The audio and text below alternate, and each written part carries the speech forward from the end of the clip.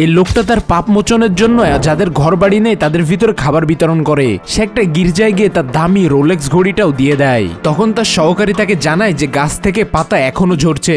আসলে এই গাছের সাথে এই লোকটা জীবন জড়িয়ে আছে।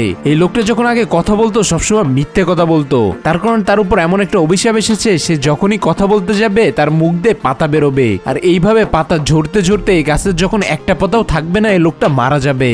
তাই এই পাতা ঝরা বন্ধ করার জন্য এই লোকটা এমন দান ধর্ম করতেছিল, কিন্তু তারপরে কোনো কাজ হচ্ছিল না, যার কারণে তার অ্যাসিস্ট্যান্ট তার মুখে টেপ মেরে দেয় যাতে সে কথা না বলে আর পাতাও না ঝরে। পরের দিন সকালে লোকটা দেখে যে গাছে অল্প কিছুই পাতা আছে। লোকটা বুঝতে পারে সে কিছুদিনের মধ্যে মারা যাবে, যার কারণে সে সিদ্ধান্ত নেয় যে সে তার প্রিয় মানুষগুলোর সাথে দেখা করবে এবং তাদের কাছে ক্ষমা চাবে। সে প্রথমে তার স্ত্রী, বন্ধু এবং মার সাথে দেখা করে তাদের সবার কাছে ক্ষমা চায়। এরপরে তার মৃত বাবার কবরের ওখানে গিয়েও সে ক্ষমা চায়, আর তখনই পানি আসে, ঝড় হতে থাকে, আর এই লোকটার বুকের ভিতর ব্যথা শুরু হয়ে যায়। লোকটা ভাবতে থাকে সে হয়তো মারা যাবে। তখনই তার অ্যাসিস্ট্যান্টের ফোন আসে আর সে বলে যে গাছটা একেবারে নতুন পাতাতে ভরে গেছে। তখনই লোকটা বুঝতে পারে তার সব অভিশাপ কেটে গেছে এবং সে আবারও বেঁচে থাকতে পারবে।